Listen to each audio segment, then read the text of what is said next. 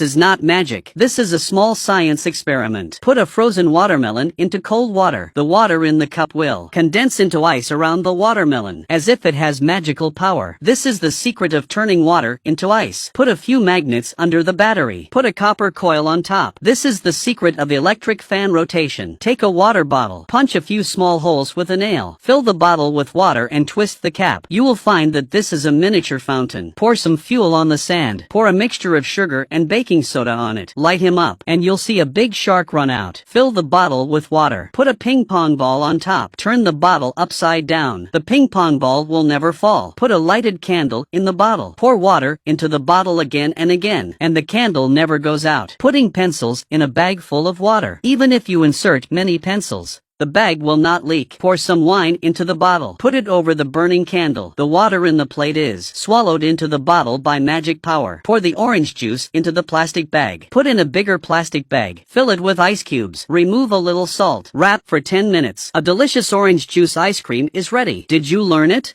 Click on the avatar to learn more small experiments.